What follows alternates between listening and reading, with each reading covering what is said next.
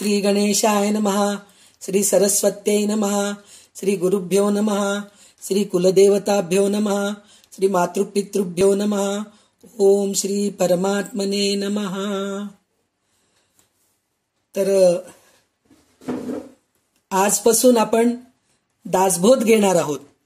रामदास स्वामी विरचित दासबोध घेणार आहोत.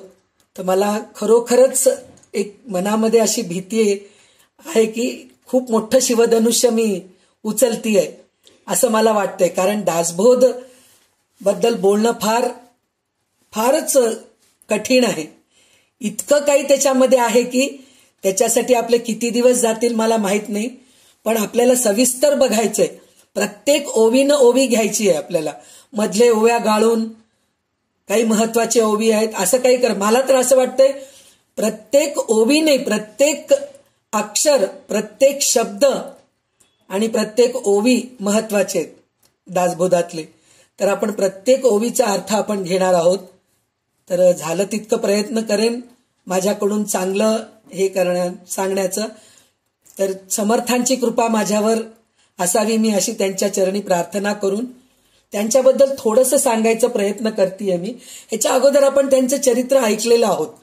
म्हणजे त्यांचा जन्म कसा झाला, म्हणजे कोणाच्या घरी झालाय आणि ते कसे वाढले, मग ते काय लग्नातून निघून गेले आणि इतके वर्ष तपश्चर्या केले, हे सगळं आपण बघितलो. पण त्यातलं महत्वाची गोष्ट अशी आहे की रामदास स्वामी हे जे आहेत ना संत आहेत. जसं तुकाराम महाराज आहेत, नामदेव महाराज आहेत, ज्ञानेश्वर महाराज आहेत, हे सगळेच आहेत. पण सगळ्यांच्या मध्ये काय सांगितलेलं आहे की देवभक्ती कशी करायला पाहिजे, कर्ममार्ग कसा राहायला पाहिजे, ज्ञानमार्ग म्हणजे काय, राजयोग म्हणजे काय, हे सगळं आपण सगळ्या संतांकडून शिकतो. पण समर्थ रामदास स्वामी एकच असे होते की लहानपणीच त्यांना असं वाटलं की ते एकदा एका खोलीत बसले होते शांत चित्तानी. तर त्यांच्या आईला वाटलं की हा एकटा काय करतोय खोलीमध्ये अंधारामध्ये. मग त्यांची आई जाऊन विचारती, काय करतोयस बाळा तू? तर विश्वाची चिंता करतोय. म्हणजे तेवढ्या लहान मुलाला विश्वाची चिंता आहे. म्हणजे त्यांना लहानपणापासून आपलं राष्ट्र कसं आपण वर आणावं ह्याची त्यांना काळजी होती. म्हणून ते नुसतं देवभक्ती, उपासना, साधना करा एवढंच न सांगता ते तरुण मुलांना व्यायाम करून घेत होते त्यांच्याकडून. तर व्यायाम करून घेऊन त्यांना सुदृढ बनवायचे आणि शिवाजी राजांना मदतीला म्हणून पाठवायचे. आणि शिवाजी राजांना पण ते बरेच उपदेश करून कसं युद्ध करायचं, काय करायचं हे पूर्ण त्यांना सांगत होते. आणि शिवाजी महाराज पण त्यांचं खूप ऐकत होते. असं करून आपण ज्या मुघलांच्या ह्याच्यात राहिलो होतो त्यांच्यातून आपण बाहेर यायचं कारण म्हणजे रामदास स्वामी आणि शिवाजी महाराज हे दोघंच आहेत. तर बाकी सगळ्या संतांपेक्षा रामदास स्वामी वेगळे काय आहेत, त्यांना राष्ट्रगुरू का म्हणतात, तर ते कितीतरी मठ स्थापना केलेले आहेत. त्या मठामध्ये ते नुसतं नामस्मरण करा एवढंच न करता म्हणजे राज्य कसं करायचं हे शिकवायचे आणि कसं जगावं माणसानी हे शिकवलंय. आणि ह्या दासबोधामध्ये त्यांनी इतके काही त्यांनी हे केलेले आहेत की म्हणजे मूर्खपणाचे लक्षणं, उत्तमपणाचे लक्षणं, असे बरेच गोष्टी त्यांनी सांगितलेले आहेत. म्हणजे आपल्याला त्याच्या पुढे आपल्याला बऱ्याचशा गोष्टी पाहायला मिळतील. म्हणजे शिष्य कसं राहायला पाहिजे, गुरु कसे राहायला पाहिजे, परत काय म्हणतात राजा कसा राहायला पाहिजे, हे सगळं काही आपल्याला शिकायला मिळणार आहे. तर त्याच्यासाठी म्हणून आपण आता जसं म्हणतायत बरेच लोक आपल्या ह्या ग्रुपमध्ये दासबोध पारायण केलेले आहेत आणि दासबोधाचं अर्थ सुद्धा बऱ्याच संतांकडून, प्रवचनकारकडून ऐकलेले आहेत. पण माझ्यामध्ये मला एकदा असं वाटलं की दासबोधाचा अर्थ मी शिकावं आणि माझ्या ग्रुपच्या मैत्रिणींना ज्यांना माहित नाही त्यांना थोडक्यात थोडंसं म्हणजे जसं मला जमेल तसा अर्थ सांगावं म्हणून मी थोडंसं प्रयत्न करत आहे. आणि त्याप्रमाणे आजपासून आपण दासबोधाचं अभ्यासाला सुरू करणार आहेत. तर ह्याच्यामध्ये आपल्याला सुरुवातीला गणेशाचं बद्दल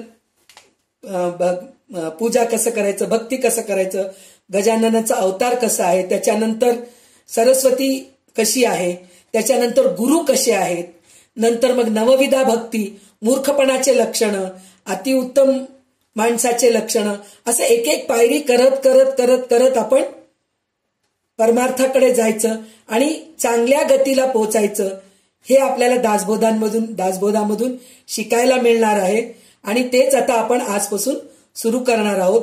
तर सुरुवातीला आपण संध्याताई जोशी यांच्याकडून मंगलाचरण ऐकणार आहोत.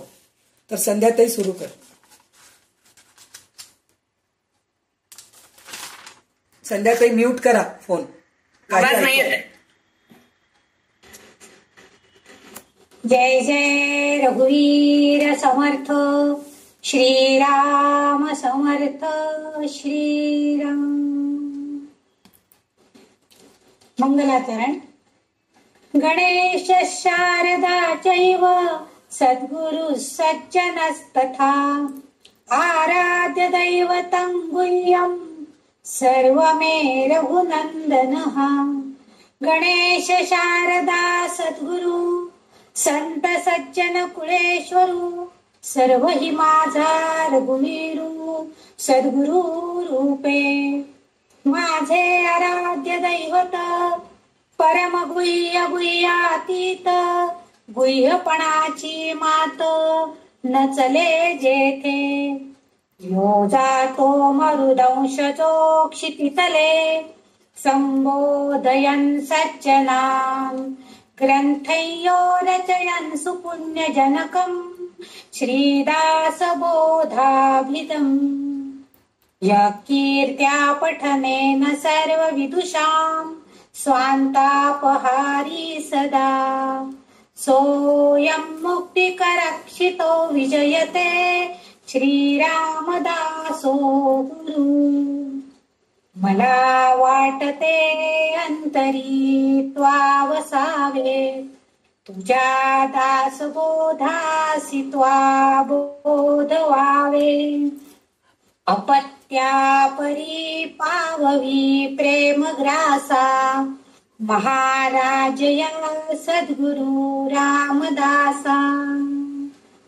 ब्रह्मानंदं परमसुखदं केवलं ज्ञानमूर्तिं द्वन्द्वातीतं गगनसदृशं त्वत्त्वमस्यादिलक्ष्यम्. एकं नित्यं विमलमचलं सर्वधी साक्षिभूतं भावातीतं त्रिगुणरहितं सद्गुरुं तं नमामि. गुरुर्ब्रह्मा गुरुर्विष्णु गुरुदेवो महेश्वरः. गुरुः साक्षात् परब्रह्म तस्मै श्री गुरवे नमः. अनेन प्रियतां देवो भगवान् जानकीपतिः श्रीरामचन्द्र पूर्वेषाम् अस्माकं कुलदैवतम्. श्रोता वक्ता श्रीराम समर्थ. जय जय रघुवीर समर्थ. शुका सारिखे पूर्ण वैराग्य ज्याचे वसिष्ठा परी ज्ञान योगेश्वराचे. कवी वाल्मिकी सारका मान्य ऐसा. नमस्कार माझा सद्गुरु रामदासा. नमस्कार माझा सद्गुरु रामदासा. आता रश्मी काशीकर हे 10 ओवी वाचतील पहिल्या दशकातला पहिला समास. जय जय रघुवीर समर्थ. समास पहिला. ग्रंथारंभ लक्षण. श्रोते पुसती कोण ग्रंथ, काय बोलिले येथ, श्रवण केलियाने प्राप्त, काय आहे श्रीराम. ग्रंथा नाम दासबोध, गुरु शिष्यांचा संवाद, येथ बोलिला विशद, भक्ती मार्ग श्रीराम. विविधा भक्ती आणि ज्ञान, बोलिले वैराग्याचे लक्षण, बहुधा अध्यात्म निरोपण, निरोपिले श्रीराम. भक्तीचे नियोगे देव, निश्चय पावती मानव, ऐसा आहे अभिप्राव, ये ग्रंथी श्रीराम. मुख्य भक्तीचा निश्चय, शुद्ध ज्ञानाचा निश्चय, आत्मस्थितीचा निश्चय, बोलिला असे श्रीराम. शुद्ध उपदेशाचा निश्चय, सायोज्य मुक्तीचा निश्चय, मोक्ष प्राप्तीचा निश्चय, बोलिला असे श्रीराम. शुद्ध स्वरूपाचा निश्चय, विदेह स्थितीचा निश्चय, अलिप्तपणाचा निश्चय, बोलिला असे श्रीराम. मुख्य देवाचा निश्चय, मुख्य भक्ताचा निश्चय, जीवशिवाचा निश्चय, बोलिला असे श्रीराम. मुख्य ब्रह्माचा निश्चय, नाना मतांचा निश्चय, आपण कोण हा निश्चय, बोलिला असे श्रीराम.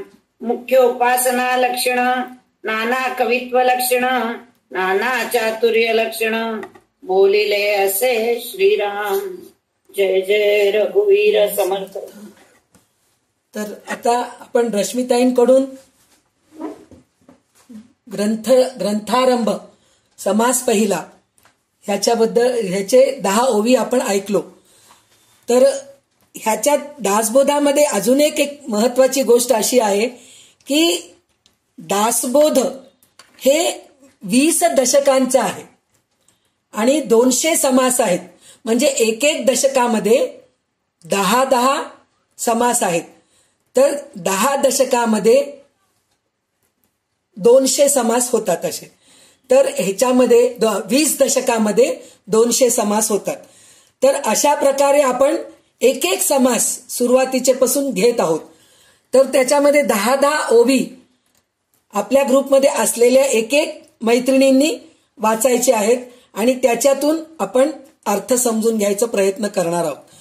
तर ह्याच्यामध्ये ग्रंथारंभ ह्या दशकाचं नाव आहे.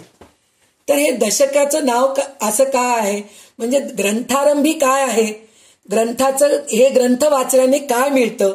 कारण फलश्रुती आपण प्रत्येक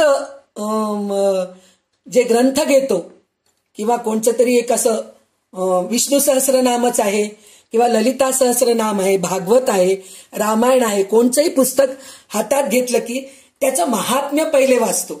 जसं आपण भागवत वाचलो होतो, त्याच्यामध्ये कसं भागवत वाचल्याने काय फळ मिळतं आपल्याला याच्याबद्दल ऐकलं होतं. तर त्यात गोकर्ण महात्म्य होतं, भक्ती ज्ञान वैराग्याबद्दल होतं. त्याच्यानंतर आपण विष्णू सहस्रनाम सुद्धा वाचतो. विष्णू सहस्रनाम वाचताना सुद्धा सुरुवातीला युधिष्ठिर भीष्माला विचारतात, किमेकम दैवतम लोके किंवाप्येकम परायण स्तुवंतम कमर्चंत्यम प्राप्नुयात मानवा शुभम को धर्म सर्व धर्माणाम भवत परमो मतः, असं म्हणून विचारलेलं आहे. म्हणजे कोणत्या धर्माचं आपण पालन केलो तर आपल्याला मोक्ष मिळते, कोणत्या देवाची पूजा केलो तर आपल्याला मोक्ष मिळते आणि कोणत्या देवाचं नामस्मरण केलं तर आपल्याला मोक्ष मिळते किंवा चांगली गती मिळते, असं म्हणून युधिष्ठिराने भीष्माचार्यांना विचारलेलं आहे. आणि परीक्षित राजा शुकाचार्यांना विचारलेलं आहे, कोणत्या ह्याचं जप करायला पाहिजे, कोणत्या भगवंताचं आपण नामस्मरण. म्हणजे प्रत्येक ग्रंथामध्ये आपण मोठमोठ्या ग्रंथामध्ये असं बघतो की शिष्य गुरूंना प्रश्न विचारतात आणि गुरु त्याचं निरसन करतात आणि त्याच्यातूनच मोठे मोठे ग्रंथ निर्माण होतात. तर ह्याचप्रमाणे इथं सुद्धा श्रोते विचारतायत की श्रोते पुसती कोण ग्रंथ, काय बोलिले जी येथ, श्रवण केली याने प्राप्त, काय आहे. म्हणजे हे ग्रंथ वाचल्याने काय होतं असं म्हणून विचारलेलं आहे. तर त्यावेळेस समर्थ म्हणतात या ग्रंथाचे नाव आहे दासबोध आणि या ग्रंथामध्ये गुरु शिष्यांचा संवाद आहे आणि ह्यामध्ये भक्ती मार्गाचं स्पष्ट विवेचन केलेले आहे आणि ह्याच्यामध्ये नवविधा भक्ती आहे, ब्रह्मज्ञान आहे, वैराग्य आहे. परत त्याच्यानंतर भक्तीच्या मार्गाने जे जाणार आहेत त्यांना ईश्वर दर्शन हमखास घडते. म्हणजे कशी भक्ती केलं तर आपल्याला भगवंताचं साक्षात्कार होतं हे कळतं. त्याच्यानंतर आपल्याला काय आहे म्हणजे प्रत्येक ह्याच्यामध्ये काय आहे हे सांगितलेलं आहे समर्थ. ते म्हणतायत की याच्यामध्ये शुद्ध ज्ञान आहे, शुद्ध आत्मस्वरूप आहे, विदेह स्थिती म्हणजे मी देह नाहीये, मी आत्मा आहे, मी म्हणजे देहाकडे लक्ष नकोय असं त्यांचं सांगणं आहे. अलिप्तपणा म्हणजे संसारामध्ये राहून सुद्धा आपण अलिप्त कसं राहायला पाहिजे हे याच्यामध्ये शिकवलेलं आहे.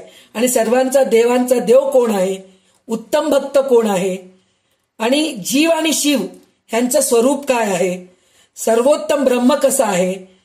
आणि कितीतरी मतमतांतरे आहेत. म्हणजे आता मतमतांतरे म्हणजे नुसतं हिंदू मुस्लिम असं नाही, आपल्या हिंदू धर्मामध्ये सुद्धा शैव आहे, वैष्णव आहेत, भागवत आहेत, असे कितीतरी मतमतांतरे आहेत.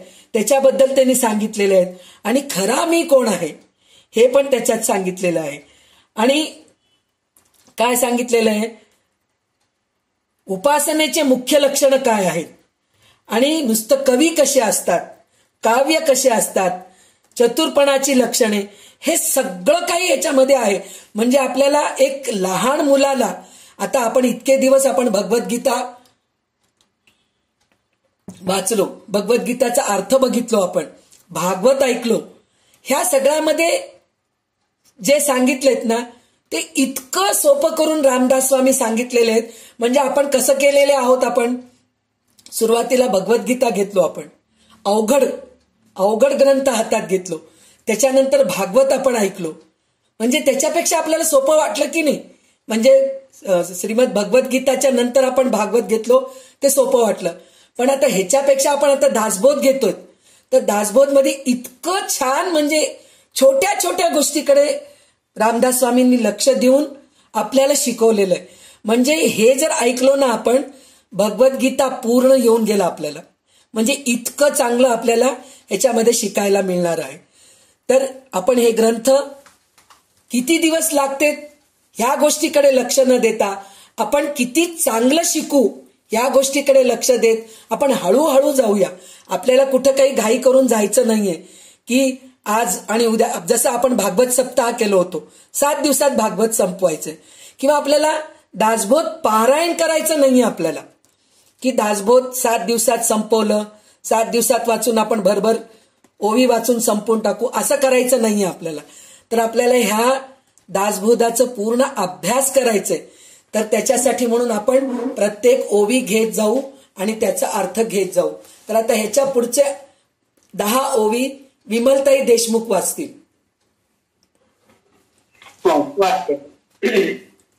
जय जय रघुवीर समर्थ. मायोद्भवाचे लक्षण, पंचभूतांचे लक्षण, करता कोण हे लक्षण, बोलिले असे श्रीराम. नाना चिंता निवारिले, नाना संशय छेदिले, नाना आशंका फेडिले, नाना प्रश्न श्रीराम. ऐसे बहुधा निरोपिले, ग्रंथ कविते बोलिले, हे अवघेची अनुवादले, नवजे किं कदा श्रीराम. तथापि अवघा दासबोध, दशक फोडून केला विशद, जे जे दशकींचा अनुवाद, ते दशकी बोलिला श्रीराम. नाना ग्रंथांच्या समती, उपनिषदे वेदांत श्रुती आणि मुख्य आत्मप्रचिती शास्त्रे सहित श्रीराम. नाना समती अन्वये, म्हणून मिथ्या म्हणता नये, तथापि हे अनुभवाशी प्रत्यक्ष आता श्रीराम.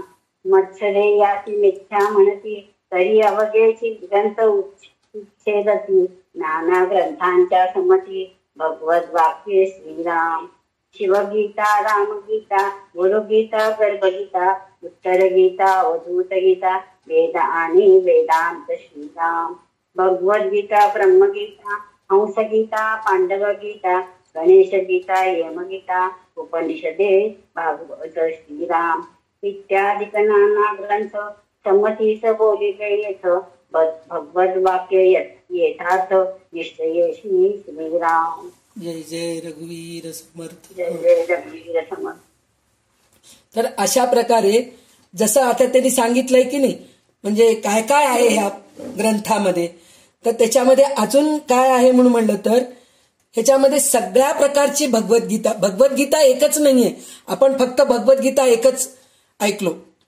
ह्याच्यामध्ये यमगीता आहे, अवधूत गीता आहे, उत्तर गीता आहे, गुरुगीता आहे, गर्भगीता आहे, शिवगीता आहे, रामगीता आहे, मग गणेश गीता आहे, हंसगीता आहे, पांडवगीता आहे, ब्रह्मगीता आहे, भगवद्गीता आहे आणि उपनिषद आहेत आणि भागवत आहे. इतके म्हणजे बरेच ग्रंथांचं त्यांनी अभ्यास करून ह्याच्यामध्ये त्यांनी लिहिलेला आहे अर्थ. म्हणजे नुसतं अर्थ म्हणलं तर आपण आता काय विचार करतो की भगवद्गीताचा अर्थ पुन्हा तेच ऐकायचंय काय, असं नाहीये.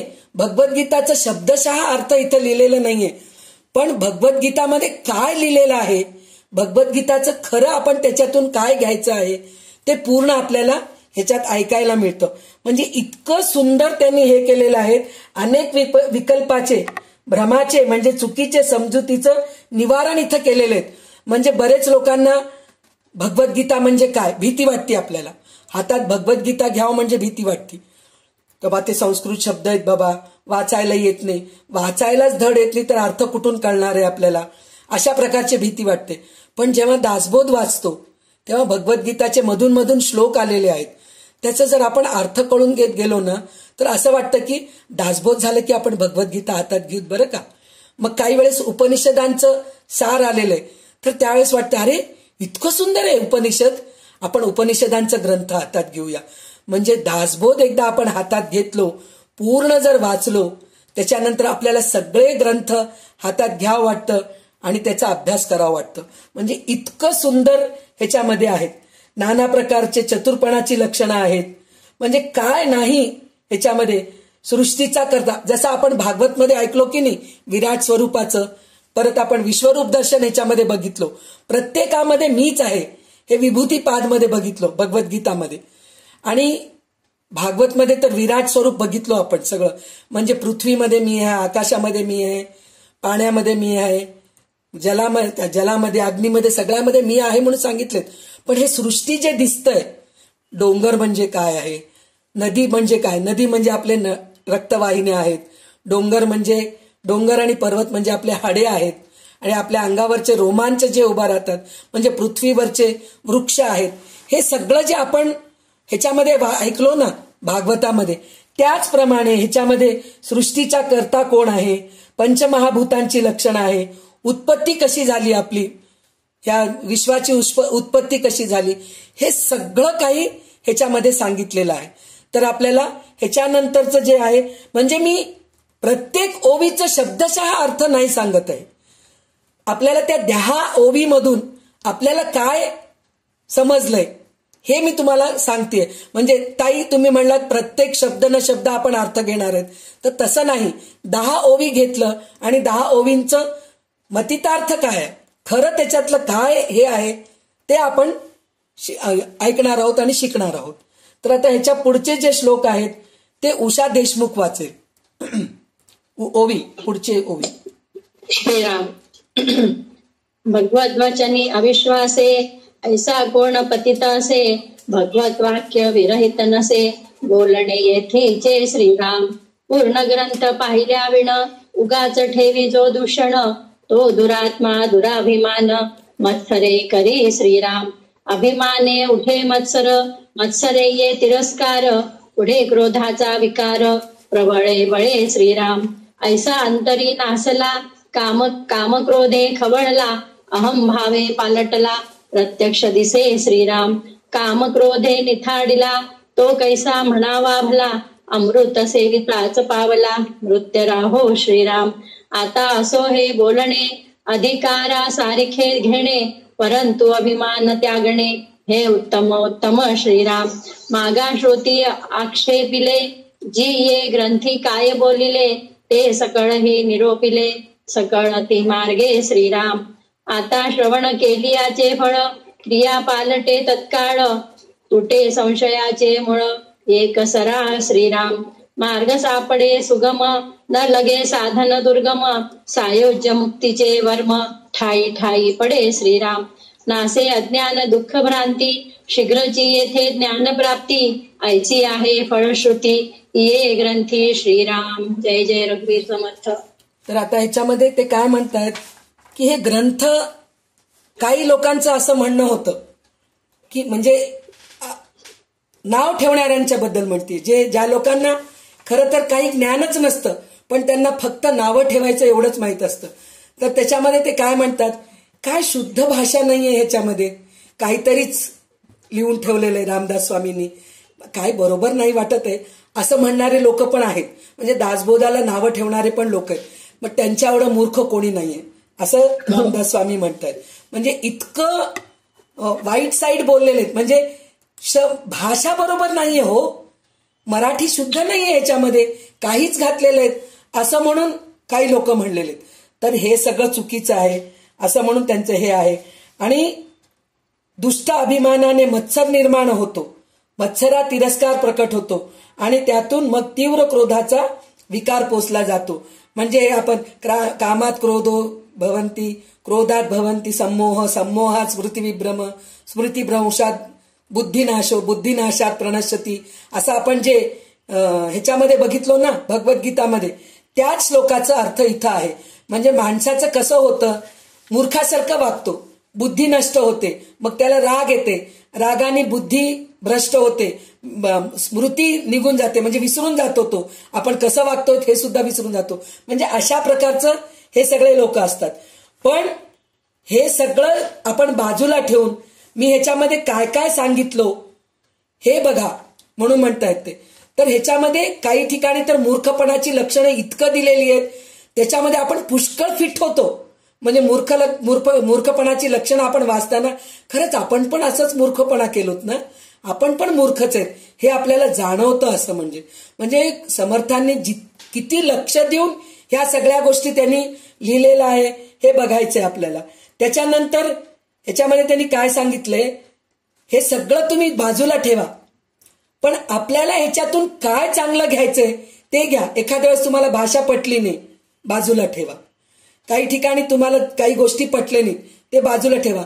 पण ह्याच्यामध्ये भरपूर चांगल्या गोष्टी आहेत, ते तुम्ही तुमच्या कुवतीप्रमाणे, म्हणजे आता मी हे ग्रंथ घेतले हातामध्ये, तर मी हे ग्रंथ वाचते, तर मला एक प्रकारे उलगडतो ग्रंथ. दुसरे जणी वाचतात तर दुसऱ्यांना दुसऱ्या प्रकारे उलगडतो. काही लोक राजकारणी असतात, ते लोक हे वाचलं ना, अच्छा राजकारण असं करायचं असतं काय म्हणून त्यांना वाटतं. मी भक्ती मार्गाने जर पुस्तक वाचू लागले तर भक्ती अशी करायची असती काय, अरे बापरे मला माहीतच नव्हतं असं आपल्याला कळतं. काही लोक ज्ञानाच्या बद्दल जातात, अरे ज्ञान म्हणजे हे आहे काय, मला माहीतच नाही. काही लोकांना असं असतं की पंचमहाभूतांचा अभ्यास करायचं असतं, पण त्यांना कसं करावं कळत नाही. पण हे पुस्तक आपण हातात घेतलो, हे ग्रंथ आपण हातात घेतलो, पंचमहाभूत म्हणजे काय आहे त्यांच्याबद्दलची सगळी माहिती, कालगणनाची माहिती, म्हणजे सगळं काही आपल्याला ह्याच्यात शिकायला मिळतं. म्हणजे जे आपल्याला म्हणजे अवघड वाटतंय त्या गोष्टी सोडून देऊन आपल्याला जे चांगलं वाटतंय, ज्या सोप्या आहेत त्या सगळ्या गोष्टी आपण घेऊ शकतो असं त्यांनी सांगितलेलं आहे. त्याच्यानंतर दासबोधाचा अभ्यास केला तर काय फळ मिळते, ते म्हणजे अभ्यास करणाऱ्या माणसामध्ये एकदम बदल पडतं. म्हणजे हे दासबोध वाचायला सुरू केल्यानंतर आपण कसं वागावं हे आपल्याला पटकन शिकायला मिळतं. आणि त्याच्यानंतर त्याचे संशय पूर्ण फिटून जातात. म्हणजे आपल्याला इतके संशय असतात की मनामध्ये, की हे केलं तर काय होतं, ते केलं तर देवाची पूजा केलं तर काय होतं, नाही केलं तर काय होतं, एखाद दिवशी नैवेद्य नाही दाखवलं तर काय होतं, देव आपल्याला शिक्षा करतील काय. ह्या सगळ्यांचं उत्तर ह्या पुस्तकांमध्ये आहे, ह्या ग्रंथामध्ये आहे. त्याच्यानंतर ईश्वर दर्शनाचा सोपा आणि सुखाचा मार्ग सापडतो. म्हणजे साक्षात्कार कसं करून घ्यावं हे ग्रंथ वाचल्यानंतर आपल्याला कळतं. त्याच्यानंतर अज्ञान, दुःख व खोट्या समजुतीचा समूळ नाश होऊन चटकन ज्ञानप्राप्ती होते म्हणून सांगितलेलं आहे. म्हणजे ह्याच्यातून आपल्याला काय होतं, आपले दुःख म्हणजे आपल्याला काय वाटतं, मीच खूप दुःखी आहे असं वाटतं. पण हे ग्रंथ वाचल्यानंतर असं वाटतं की मला काहीच दुःख नाहीये, माझ्यापेक्षा कितीतरी दुःखी लोक आहेत, असं आपल्याला ते अनुभव येतो. त्याच्यानंतर आपण काही खोट्या समजुती आपल्या डोक्यामध्ये भरून घेतलेल्या असतो की काही खोट्या समजुती असतात आपले, त्याला काही थाराच नाहीये. पण त्या सगळ्या खोट्या समजुतीचं पूर्ण नाश होऊन जातं. त्याच्यानंतर काय होतं, आपल्याला हे सगळं झाल्यानंतर ज्ञानप्राप्ती होते. ज्ञानप्राप्ती झाल्यानंतर आपणहून वैराग्य पण आपल्याला हे होतं. वैराग्य प्राप्त होतं म्हणल्या सगळ्या मैत्रिणींना असं वाटेल की बापरे, दासबोध वाचलं की घरदार सोडून जावं लागेल की काय. असं काही नाहीये. घरात राहून, संसारामध्ये राहून सुद्धा आपण वैराग्य हे करू शकतो. हे या ग्रंथापासून आपण शिकू शकतो. तर आता ह्याच्यानंतरचे 8 ओवी जे आहेत ना, विजयाताई वाचतील. विजयाताई, फोन अनम्यूट करा. झालं नाही, अनम्यूट झालं नाही फोन. मला सांगितलंय का वाचायला? नाही, विजयाताई. नाही, पहिलं समास हे थोडं व्यवस्थित नाहीये माझ्याकडे. मी दुसरा समास वाचू का ह्याच्या पुढचा? नाही, पूर्ण हे व्हायचं. संध्याताई सुरू करा पटकन. संध्याताई नाहीयेत. उषा घे. पेज व्यवस्थित नाहीये, पेज व्यवस्थित नाहीये शब्द. बरोबर, चालेल.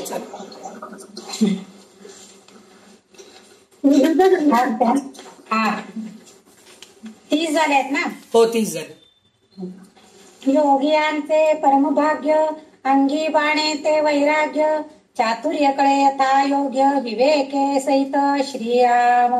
भ्रांत व गुणी अवलक्षण, तेची होती सुलक्षण, धूर्त तार्किक विचक्षण, समयो जाणती श्रीराम. आळसी तेची साक्षपी होती, पापी तेची प्रस्तावती, निंदकतेची वंधू लागती, भक्ती मार्गासी श्रीराम. बद्धची होती मुमुक्ष, मूर्ख होती अतिदक्ष, अभक्तची पावती मोक्ष, भक्ती मार्गे श्रीराम. नाना दोष ते नासती, पतिततेची पावन होती, प्राणी पावे उत्तम गती, श्रवण मात्रे श्रीराम. नाना धोके देहबुद्धीचे, नाना किंत संदेहाचे, नाना उद्वेग संसाराचे, नासती श्रवणे श्रीराम. ऐसी याची फळश्रुती, श्रवणे चुके अधोगती, मनास होय विश्रांती, समाधान श्रीराम. जयाचा भावार्थ जैसा, तयास लाभ तैसा, मत्सर धरी जो पुंसा, तयास तेची प्राप्त श्रीराम.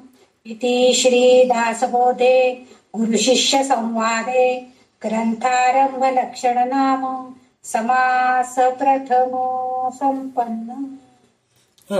तर आता आपण हे जे म्हणलो ना, ह्याच्यातून काय आपल्याला मिळतं, तर आपल्याला इथं आपण सुरुवातीला जे आपण ऐकलो होतो ना, दुःख आणि खोट्या समजुतीचा समूळ नाश होऊन चटकन ज्ञानप्राप्ती होते म्हणून म्हटलो. त्याच्यानंतर आपल्याला जेव्हा ज्ञानप्राप्ती झाल्यानंतर वैराग्य तर मिळूनच जातं. आणि भ्रमिष्ट म्हणजे ज्यांची बुद्धी भ्रष्ट झालेली असते आणि वेड्या चुकीच्या कल्पना असतात आणि दुर्गुणी अंगी असतं, हीन लक्षणं म्हणजे जे वाईट लोक असतात ते लोक सुद्धा उत्तम लक्षणी बनतात. म्हणजे आपल्यामध्ये काय अवगुण आहे हे ग्रंथ वाचलं की आपल्याला स्वतःला कळून येतं की आपण कुठं आपण चुकतोय आणि आपल्यामध्ये काय अवगुण आहेत हे सगळं आपल्याला ह्याच्यातून कळतं. आणि त्याच्यानंतर काय म्हणतायत, ते जे आळशी आहेत ते एकदम हे होऊन जातात, काय म्हणतात, ऍक्टिव्ह होतात. शुद्ध मराठीमध्ये म्हणायचं म्हणलं तर एकदम ऍक्टिव्ह होऊन जातात. आणि जे लोक दुसऱ्यांची निंदा करत असतात, सतत दुसऱ्यांची निंदा करत असतात, त्यांना ते निंदा करायची सवय सुटून जाते.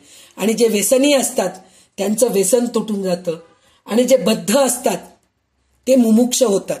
म्हणजे बद्ध म्हणजे काय, ह्याच्या अगोदर मी तुम्हाला सांगितले होते. भगवद्गीता सांगताना पण सांगितले होते, भागवतामध्ये सुद्धा सांगितले होते, परत एकदा इथं सांगते. आणि हे नुसतं बद्ध, मुमुक्ष, साधक आणि सिद्ध हे फक्त हे 4 इथं सांगितलेले. पण दासबोधामध्ये बद्धाची लक्षणं आहेत, मुमुक्षीची लक्षणं आहेत, साधकाची लक्षणं आहेत, सिद्धांची लक्षणं आहेत. म्हणजे आपण कसं कसं एक एक पायरी वर चढत जातो हे सांगितलेलं आहे. म्हणजे बद्ध म्हणजे काय, आळशी, त्याला काहीच करावं वाटत नाही, देवाचं नामस्मरण करावं वाटत नाही, किंवा वेळेवर ते कोणचंही काम करायला आवडत नाही, जेवायचं, झोपायचं, मस्ती करायचं एवढंच त्याला आवडतं. पण त्याच्यानंतर हे ग्रंथ वाचल्यानंतर काय होतो, तो मुमुक्षी मार्गीला लागतो. मुमुक्ष मार्ग म्हणजे काय, मुमुक्ष म्हणजे काय, देवाच्याकडे जाण्याची ओढ लागते आपल्याला. म्हणजे काय केलं तर आपल्याला साक्षात्कार होईल, कोणचं ग्रंथ घेतलं तर हे होईल, कोणचं ग्रंथ आपण अभ्यासाला घेतलं तर, स्वाध्यायाला घेतलं तर होईल, कोणत्या देवाची उपासना केलं तर आपल्याला साक्षात्कार होईल, कोणत्या देवाचं नामस्मरण केलं तर आपल्याला साक्षात्कार होईल. म्हणजे हे मुमुक्षी मार्ग असतं. त्याच्यानंतर मग हे समजल्यानंतर हे मुमुक्षी मार्गामध्ये आपण शोधत राहतो, काय केलं तर काय होतं, काय होतं, म्हणजे हे असं हे होतं. त्याच्यानंतर साधकामध्ये काय होतं, आपल्याला एक ध्येय मिळतं की हे केलं तर आपल्याला भगवंताचं साक्षात्कार होतं, हे साधना स्थितीमध्ये होतं. मग त्याच्यानंतर सिद्ध म्हणजे आपल्याला सगळं साध्य होऊन जातं. साधना केल्यानंतर आपल्याला सगळं साध्य होतं, म्हणजे साक्षात्कार होतो, मग नंतर वैराग्य प्राप्त होतं, ज्ञान मिळतं, हे सगळं सिद्ध. म्हणजे हे लक्षणं सगळे आपल्याला पुढे पाहायला मिळतील. पण त्याच्यामध्ये ते काय सांगतात की ह्या पुस्तकाने आपल्याला बद्धची होती मुमुक्ष, मूर्ख होती अतिदक्ष, म्हणजे जो मूर्ख असतो तो शहाणा होतो.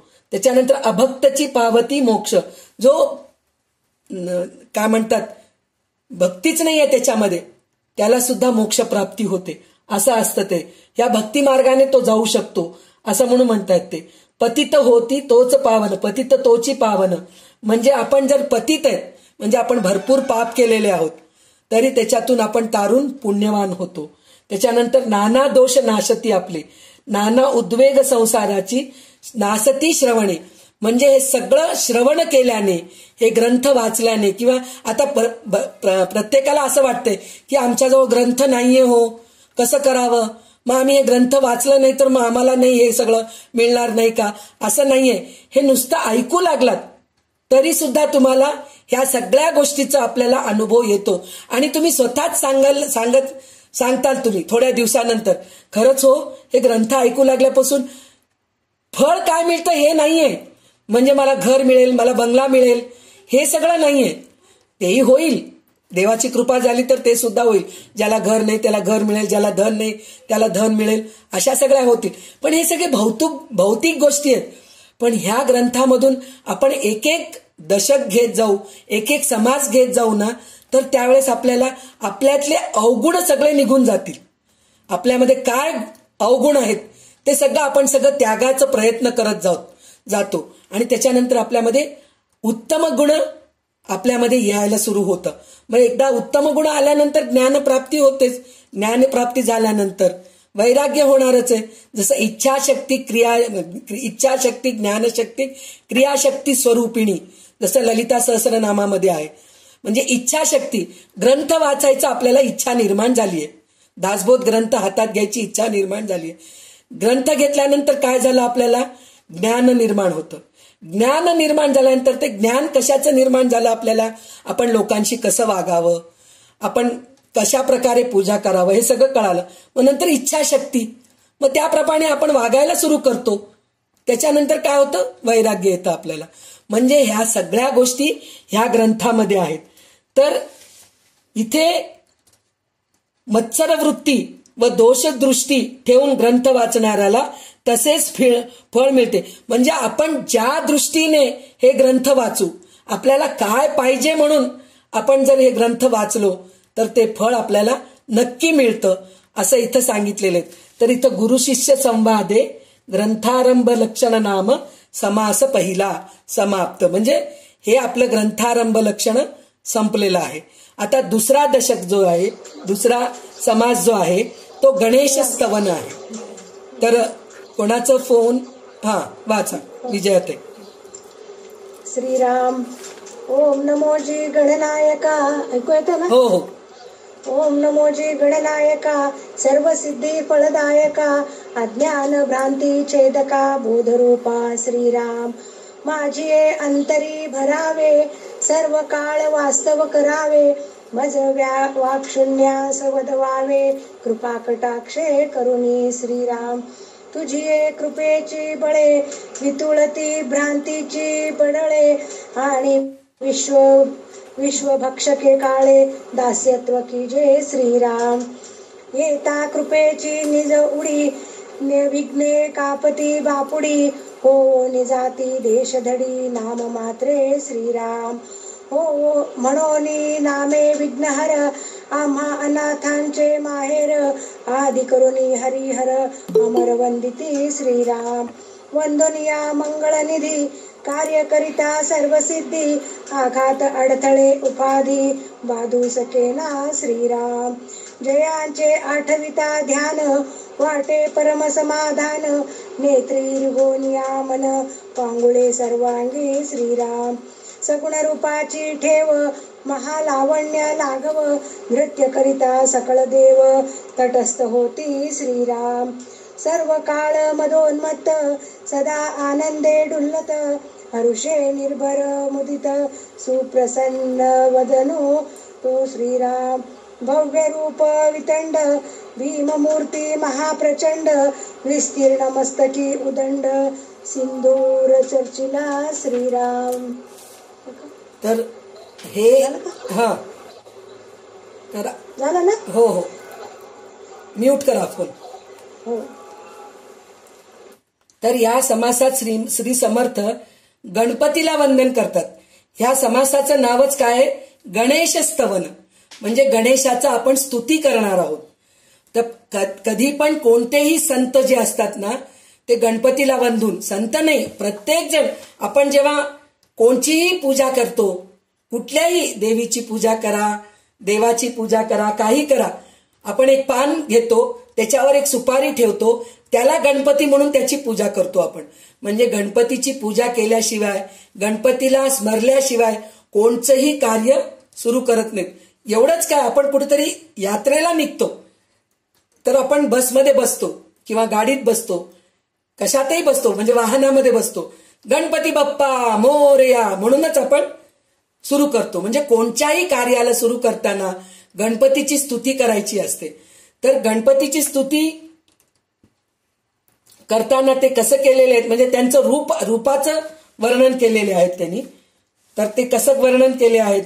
पहिले तर त्यांनी म्हणले की तूच विघ्नहर्ता आहेस, तूच ज्ञानरूप आहेस, तूच म्हणजे आमचं सगळं काही ज्ञानाचा पुरवठा करणारा तूच आहेस, असं त्यांनी सांगितलं. आणि ते काय म्हणाले, गणपती बाप्पा असा आहेस की तू, मी जर मुक्का आहे, म्हणजे मला बोलायला काहीच येत नाही. आता उदाहरणार्थ मीच आहे, खरं तर मला काहीच ज्ञान नाहीये, पण मी मोठं ग्रंथ हातात घेतीये, एक एक ग्रंथ असा हातात घेऊन त्याच्याबद्दल बोलण्याचा मी प्रयत्न करतेय. तर हे बोलण्याची मला जी प्रेरणा देत आहेत आणि जे मला म्हणजे त्यांच्या कृपेनेच, गणपतीच्याच कृपेने आज दासबोध ग्रंथ मी हातात घेतली आहे. म्हणजे काय म्हणतायत ते, आपल्या कृपा दृष्टीने पाहून मला मुक्याला ग्रंथ सांगण्याचे सामर्थ्य द्यावे, असं म्हणून प्रार्थना करतात. रामदास स्वामी असं म्हणतात, मुका आहे मी, मला तुम्ही बोलण्याची शक्ती द्या, असं म्हणून ते गणपतीला प्रार्थना करतात. त्याच्यानंतर ते आता कसं सांगतायत, गणपती कसा आहे म्हणून सांगतायत ते म्हणतात की तुमच्या कृपेने अज्ञान याचे आवरण विवरून जाते, सारे विश्व गिळून टाकणारा काळ आपला गुलाम बनतो. अचानक त्याची कृपा झाली की बिचारी संकटे भयाने थरथर कापू लागतात म्हणे. इतकेच नव्हे तर केवळ त्याच्या नामस्मरणाने ती कुठल्या कुठे नाहीशी होऊन जातात म्हणून म्हणतात. म्हणजे गणपतीचं नाव घेतलं की पळून, पाहिलं तर गणपती छोटाच वाटतो आपल्याला, पण महाकाय आहे तो, शरीर त्याचं मोठं आहे, ओठ मोठे, लंबोदर आहे, म्हणजे किती हे आहे, शूर्पकर्ण आहेत त्याचे, कान किती मोठे आहेत. म्हणजे त्याच्यामध्ये आपल्याला काय घ्यायचे आहेत, 2 कान आणि 1 तोंड आहे. तर 2 कानांनी ऐकायचं. शूर्पकर्ण म्हणजे कान मोठे दिलेले, गणपतीचे कान सुपा एवढे मोठे आहेत. म्हणजे त्या सुपा एवढ्या मोठ्या कानामध्ये श्रवण जास्त करायला पाहिजे. आणि तोंड बंद दिसतंय पहा आपल्याला, तोंड उघडं दिसतंय काय, सोंड असल्यामुळे नाही दिसत. म्हणजे आपण कमी बोलावं, जास्त ऐकावं, असं ह्या गणपतीकडून आपल्याला बोध घ्यायचंय. तर तसा आहे तो गणपती. त्याच्यानंतर तो कसा आहे, नेहमी प्रसन्न असतो तो, आणि भव्य दिव्य रूप त्याचं धिप्पाड आहे, विशाल कपाळ आहे त्याचे, आणि शक्तिमान आहे. म्हणजे हे सगळं गणपतीचं वर्णनच आहे. म्हणजे गणपती कसा आहे ह्याचं वर्णन इथं दिलेलं आहे. ह्याच्या पुढचे 10 ओवी जे आहेत उषा देशमुख वाचेल.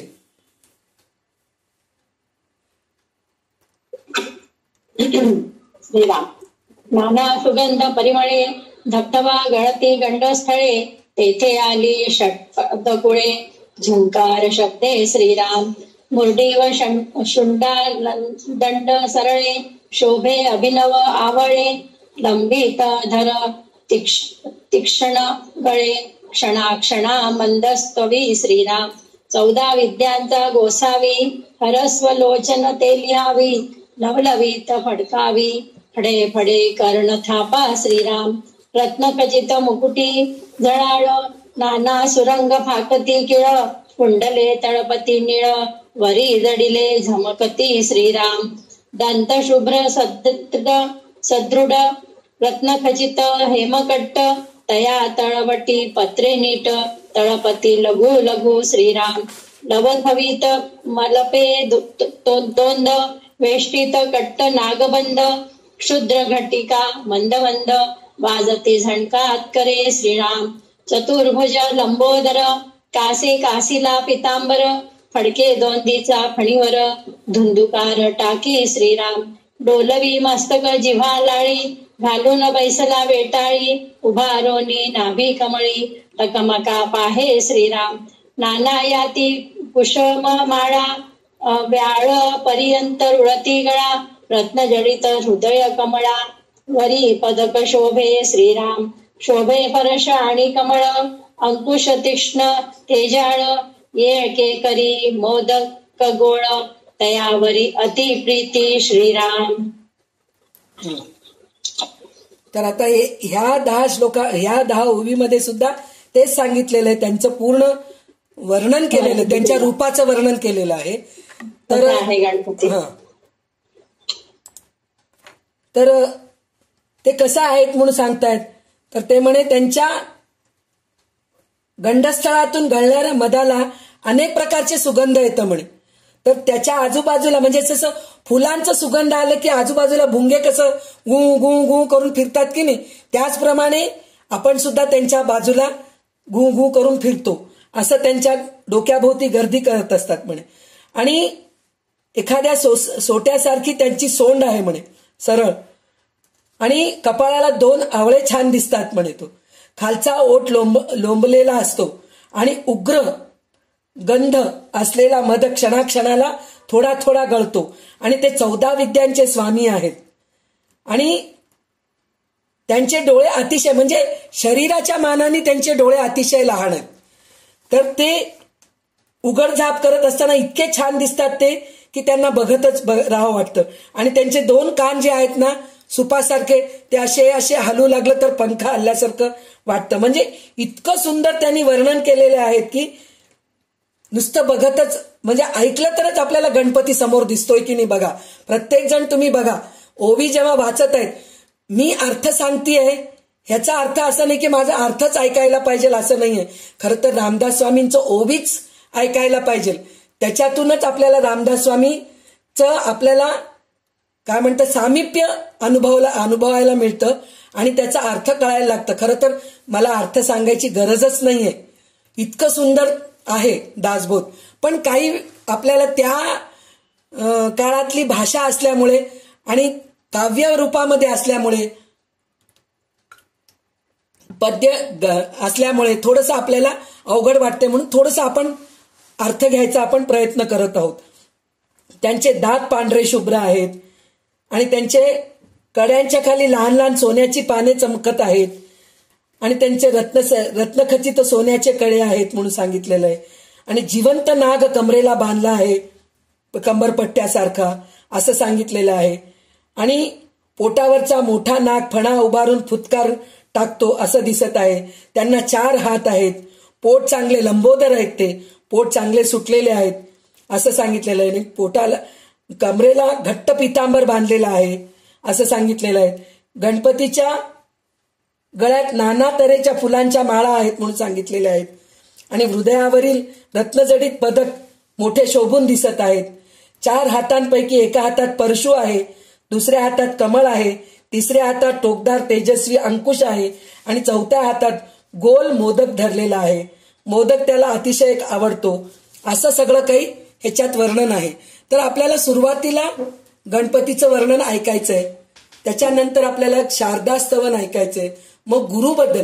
त्याच्यानंतर गुरुबद्दल आपल्याला जेव्हा ऐकतो ना तेव्हा जे आता हे सगळं काय वाटतं, हे सगळं आम्हाला माहितच आहे हो, पुन्हा पुन्हा काय सांगतायत तुम्ही असं वाटतं. पण आपल्याला गणपती डोळ्यात समोर आणल्याशिवाय आपल्याला पुढे जाता येत नाही. कारण गणपतीच आपल्याला ज्ञान देणार आहेत, गणपतीच आपल्याला विद्या देणार आहे. तर त्याच्यासाठी आपल्याला गणपतीला त्या रूपाला आपल्याला समोर आणण्यासाठी म्हणूनच समर्थ आपल्याला गणपती स्तवन म्हणजे गणपतीची स्तुती करून त्याच्या रूपाचं वर्णन केलेले आहेत. त्याच्यासाठी आपल्याला हे स्तुती ऐकत आहोत आपण. तर आता ह्याच्या पुढचं जे आहे विमलताई वाचतील. विमलताई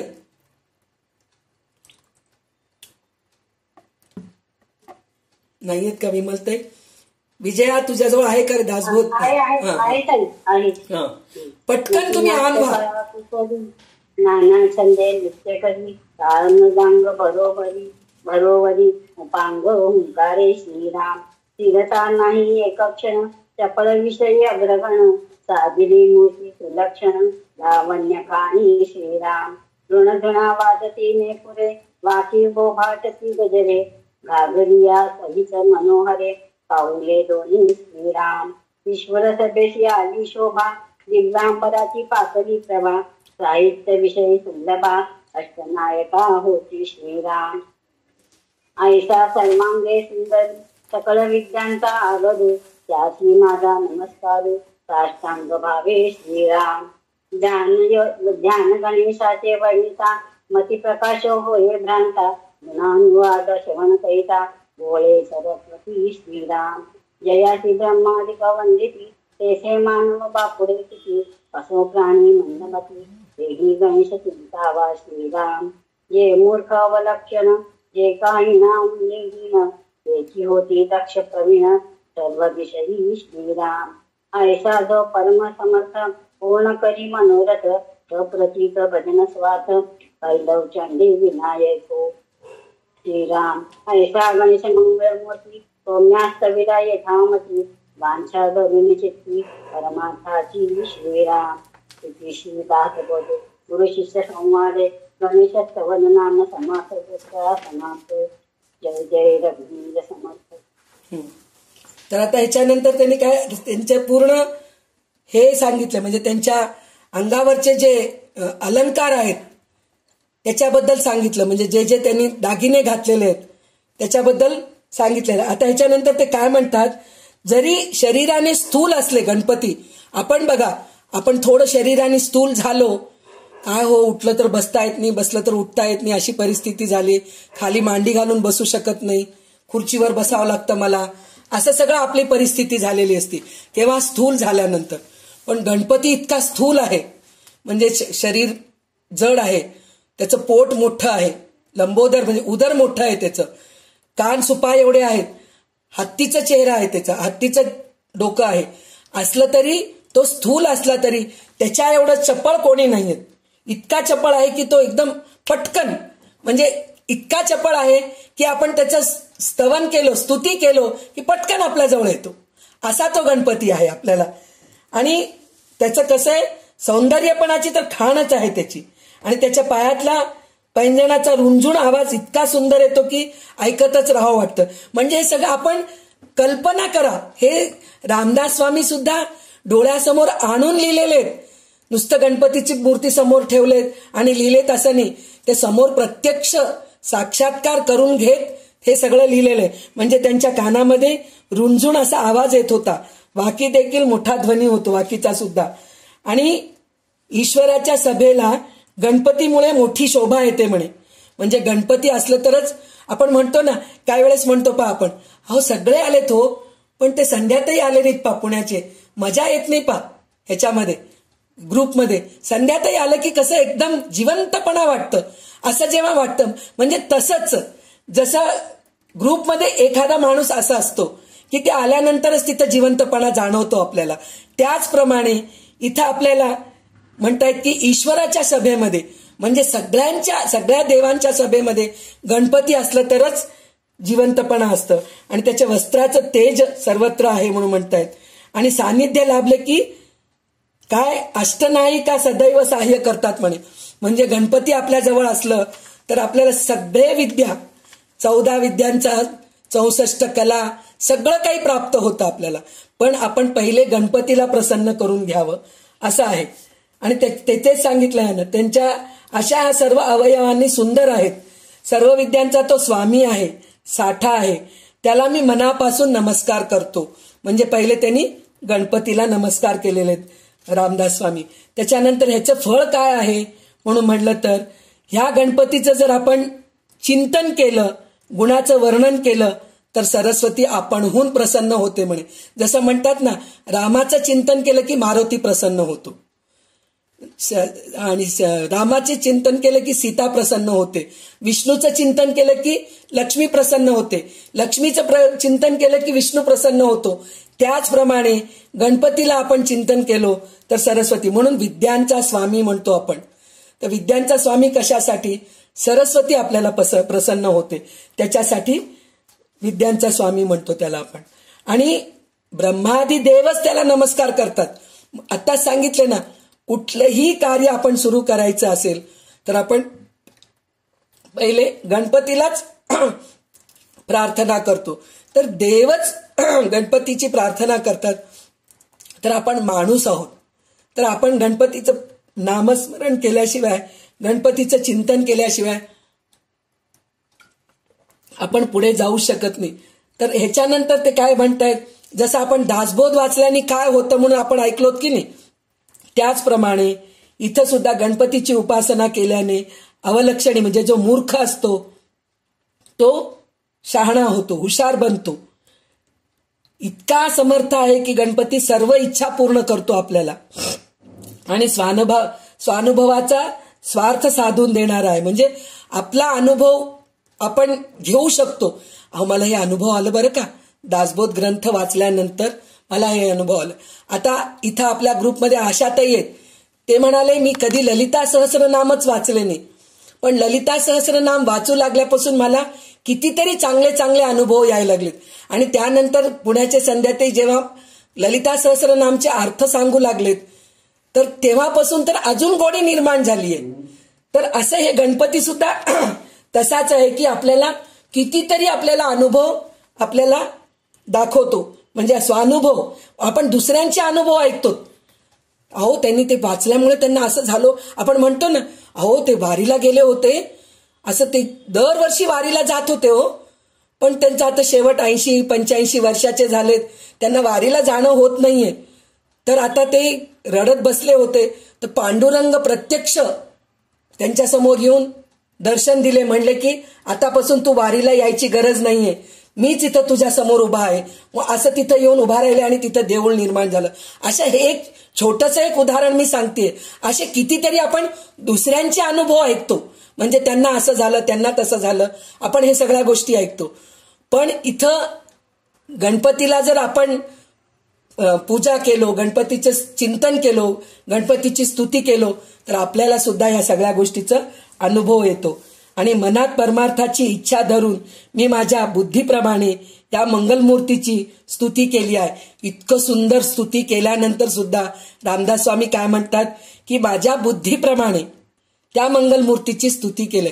म्हणजे बघा किती ह्याच्याने सांगतायत, म्हणजे आपल्याला इतका अहंकार होतो की मी दासबोध सांगतेय, मी विष्णू सहस्रनाम सांगितले, मी भागवत सांगितलीय, हे आपल्याला वाटतं. पण इथे रामदास स्वामी एवढे मोठे राष्ट्रगुरू होऊन गेलेले, समर्थ आहेत ते खरं तर.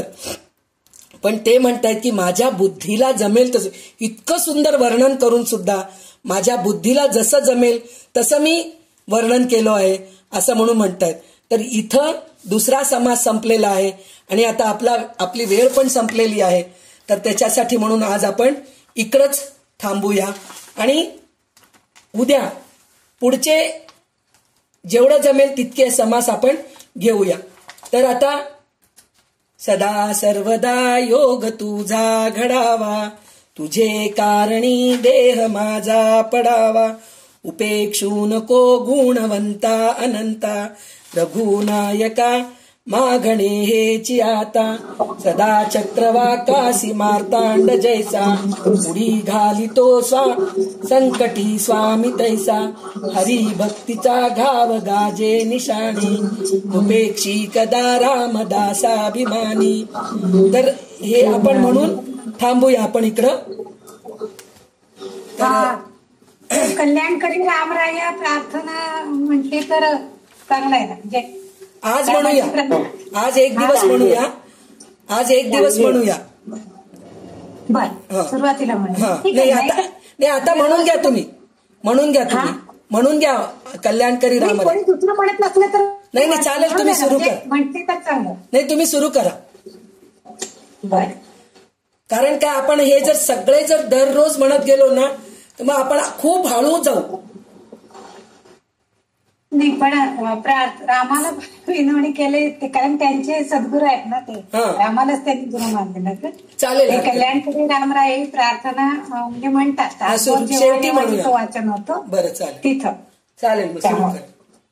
कल्याणकरी रामराया रामराया, कल्याणकरी रामराया, जनहित विवरी जनहित विवरी जनहित विवरी, कल्याणकरी रामराया देवराया, कल्याणकरी रामराया. तळमळ तळमळ होतची आहे, होतची आहे, हे जन हाती धरी दयाळा, कल्याणकरी रामराया देवराया, कल्याणकरी रामराया. अपराधी जन चुकतची गेले, तुझी सावरी दयाळा, कल्याणकरी रामराया देवराया, कल्याणकरी रामराया. कठीण त्यावरी कठीणच झाले, आता दिसे उरी दयाळा, कल्याणकरी रामराया देवराया, कल्याणकरी रामराया. ओठे जावे काय करावे, आरंभिली मोहरी दयाळा, कल्याणकरी रामराया देवराया, कल्याणकरी रामराया. दास म्हणे आम्ही केलेले पावलो, दयेसी नाही सरी दयाळा, कल्याणकरी रामराया देवराया, कल्याणकरी रामराया, कल्याणकरी रामराया. जय जय रघुवीर समर्थ. तर आज आपण इथे 2 समास घेतलो, पहिल्या दशकातले 2 समास घेतलो. आता उद्या अजून किती समास होतील माहित नाही, तर उद्या पुढचे समास घेऊया आपण. तर पहिले छोटे छोटे आहेत, जास्त. तर माझ्या ह्याच्यानी मला जेवढं समजलं त्या पद्धतीने मी प्रयत्न केले सांगायचं, म्हणजे दासबोधाचा अर्थ सांगायचा मी प्रयत्न केले. तर काही कमी जास्त असेल तर मला क्षमा करा. तर आज मी इथेच रामदासांच्या चरणी शब्दाची पुष्पांजली वाहते आणि इथेच थांबते. जय जय रघुवीर समर्थ.